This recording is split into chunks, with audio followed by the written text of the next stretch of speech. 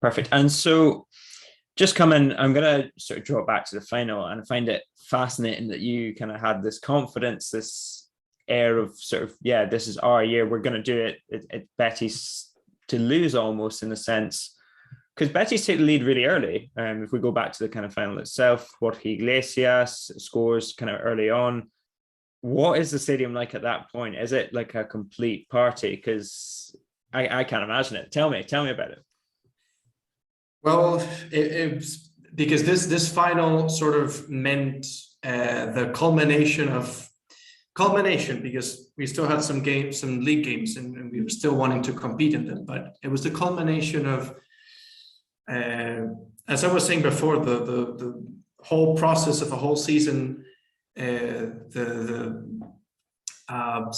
poetic justice for a team that ever since the beginning had wanted to play, not the beginning of the game itself, but from the beginning of the season, or the beginning of the managing of Manuel Pellegrini, was to take the lead of the game, wanting to play good football with no tricks, just pure football, professional football, but pure football, and wanting to offer a good spectacle for those who were watching it. So when Borja Iglesias scored that magnificent goal, on another hand, it was a great header.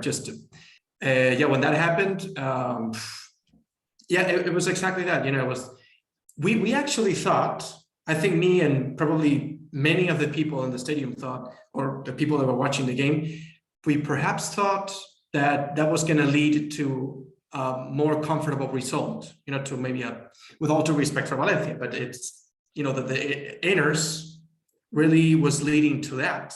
There was one team in the pitch at that moment. Then everything changed, but it seemed like it was going to be a very comfortable victory, as much as you can say that. It's very difficult to do that. And how does it kind of like change then when Hugo Doro scores? What was it like immediately after that? And I mean, I know I'm sort of going straight down the middle with these questions in a sense, but it is fascinating to know sort of the mindset, because a cup final is so charged, it's so emotionally intense. Yes, you're expecting the result to go your way, and as you say, Betis were kind of in control. They were playing good football, and then Valencia score. Those next kind of 10 minutes, what's that like? Well, that obviously led to a switch in what the emotions were in the stadium. The Valencia sector was cheering. The Valencia fans were also fantastic. They cheered a lot through the whole game. It was also very, very noisy. You could hear them.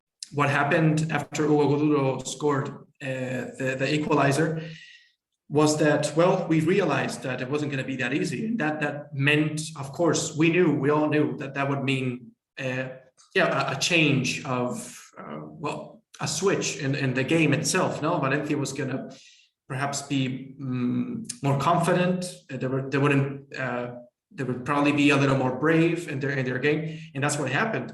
They had phases during the game where they could have scored. I think Claudio Bravo had a very good stop at the second half, very at the end. I think, not sure if it was in the 89th minute. Carlos Soler, I think it was. Yeah. Carlos Soler, it was. Yes, that's correct.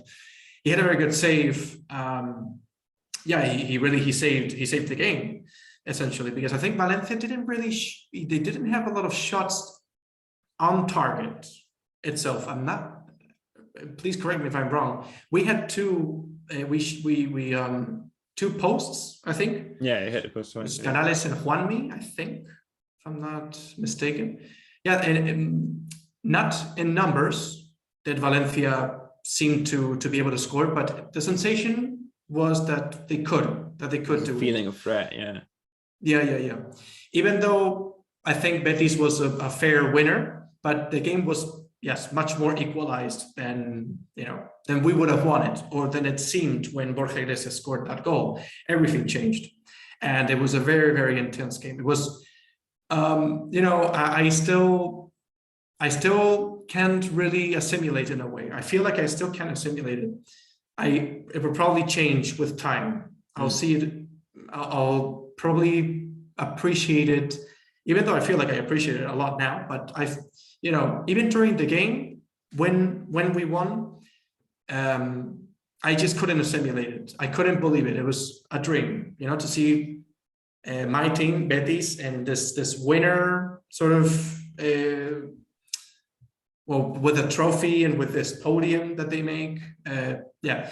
And sort of during the penalties, so you come into the match, like obviously you have this kind of feeling, you score early, it's all going well. There's that kind of lull. Valencia score, Valencia have their sort of spell. Extra time for me, from where I was, it was almost as if both teams were, they had so little energy left. It was just about getting to the penalties, and then lo que sea, that whatever will happen will happen. Whatever. What was that like in the stands? How did you kind of have that sort of tension? Was there any confidence left by that point? Well, yes. You mentioned the fatigue, the exhaustion in both teams. Well, we have to also recall that Pellegrini had to substitute Borja Iglesias, our penalty expert. He hasn't missed a single penalty since he's in Betis. And I'm not even sure his whole first division games with Espanyol even, he hasn't missed a single penalty. He's shoot quite a few of them. Canales and Fekir were all substituted before the game ended. So we had practically a whole new squad on the ground when the penalty kick was happening. How much confidence? I have to admit, I didn't have a lot of confidence on the penalty kick because but it's because of the precedents. We've just been so unlucky or performed so badly, however you want to put it. And the penalty kicks last year, even with Athletic Bilbao, with this quarterfinal, we had to go to the penalties and we missed at least two of them. We were eliminated from the Copa del Rey. And I think many of us Beticos, we all had our thoughts on the penalty kick from 2014 against Seville, which was one of the worst things, footballistically speaking, that I've ever had to experience. Being eliminated by your biggest rival and a penalty kick in a very, very bad season in general. That's, as I said, I won't talk about that anymore because it can lead to a whole conversation. But you can tell it had its effects in influencing everything after that. And obviously, you say this season beating Sevilla, you thought it was your year. Yes. Yeah. I think the penalty kick probably was the most was the limping moment, the most limping moment, if you could say so, because no matter how bad things were getting in the whole Copa del Rey, but I think yes, all through the Copa del Rey. Especially after this inflection point that we mentioned, the derby, after that game, the sensation was that this meant something. It meant something, but I have to admit that the penalty kicks, I didn't want to look, but I did look. I didn't cover my eyes, but I didn't want to. I just couldn't. I couldn't, because Joaquin was going to be one of the ones to kick, and I just couldn't imagine fate being so cruel that Joaquin would miss a penalty. It just, I couldn't imagine that. It was too much. So well, yeah, the penalties were what they normally are for football fans that are watching their team during a penalty kick. It's a heart attack experience. It's como in Spanish we say de infarto, algo de infarto, no? Yeah.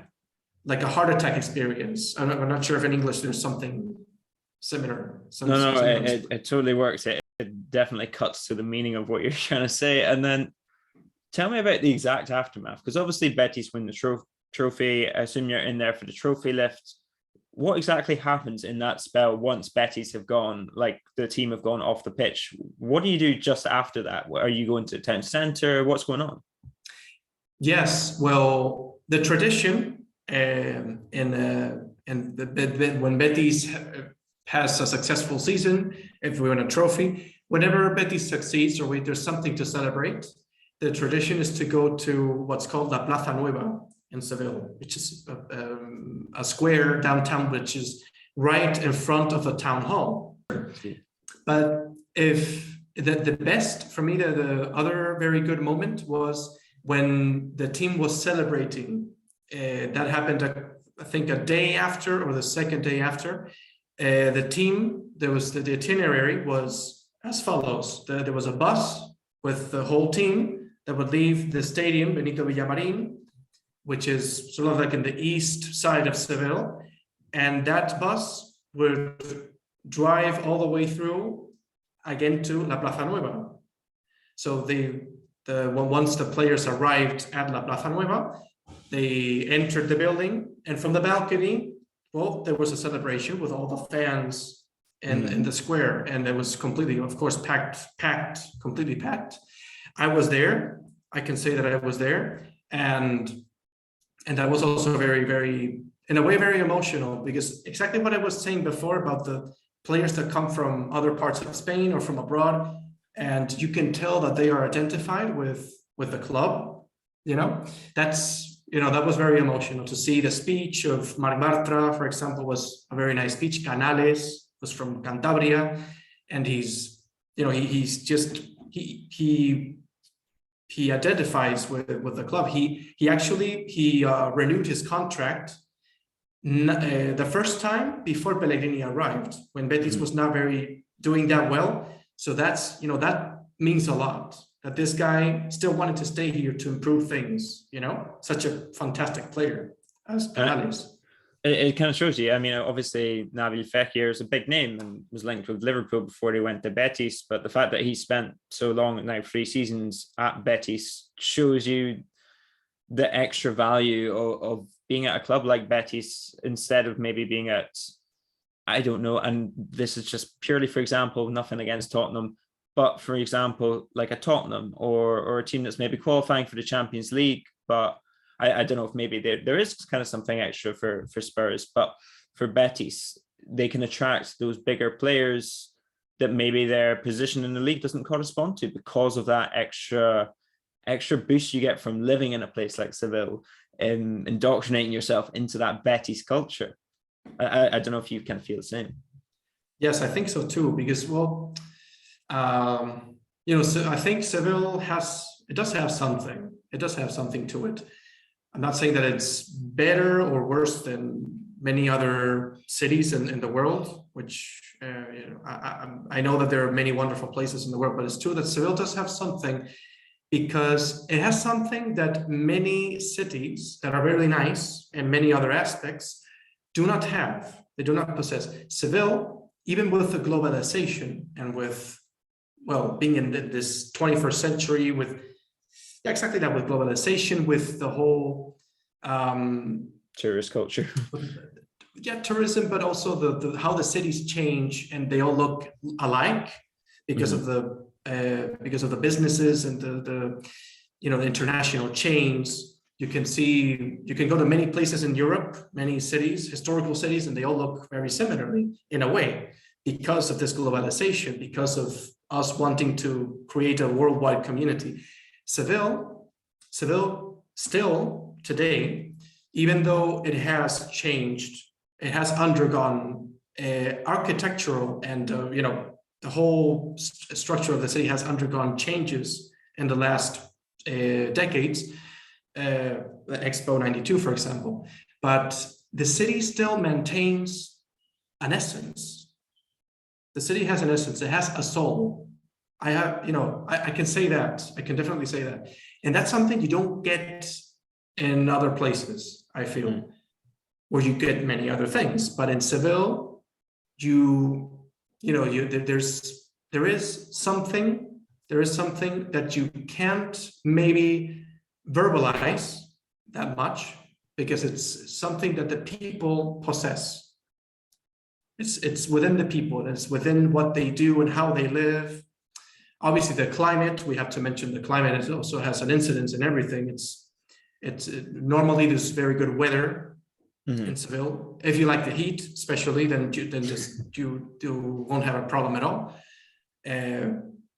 So I think that Seville does have something that is attractive, of course. But yeah, it's interesting to hear you kind of articulate that. And I do think it's something that I've been to Seville on holiday, well, for a few days, and I really enjoyed it. And you get a kind of sense of that and everything. But it's particularly the people that live in Seville, I do feel you see that reflected in the way they talk about it. They have a special affection for it. And yeah, it is something, I think it's something that makes Spanish football a bit special, is Seville, and much as you might hate to admit it, Sevilla and Betis, and the two together of them make Spanish football really interesting. And just kind of wrapping up, sure, we couldn't go through the whole thing without talking about him. I mean, we've had conversations just sort of generally between ourselves, just for fun, about kind of Manuel Pellegrini. Can you try and sum up what it is that he's brought to Betis? Because I've written a lot about it, and I sort of have my views, but I'm interested to see from your perspective exactly what it is that makes Manuel Pellegrini so special. What makes him special? Well, the thing is that he has had a very successful career before coaching Betis, and that I feel is very significant. And I remember when he left Malaga after 2.5 years, I think he spent there, yes, 2.5 years. When he left Malaga, I remember the captain of the team, Wellington, a Brazilian defender, he published a letter that he wrote, I guess, representing the whole squad, to Pellegrini, thanking him for what he had brought to the team, thanking him for his, I guess, his human quality, thanking him. I think that's really it's representative. I don't know how to say it. It says a lot. I feel it says a lot. If your team remembers you not only because of the successes, but also as what you are as a person. I think, well, I can tell you, perhaps I could answer you better if I tell you what he has brought to Betis, that Betis, yeah, go ahead, yeah, has always struggled to have and to use in its benefit. Seriousness and ambition, real ambition, being able to combine the wonders of Seville and what it involves, the culture and the way of living, enjoying life, even though if we are relegated to the second division, even with a relegation, even if we have a terrible season, the capacity of enjoying, finding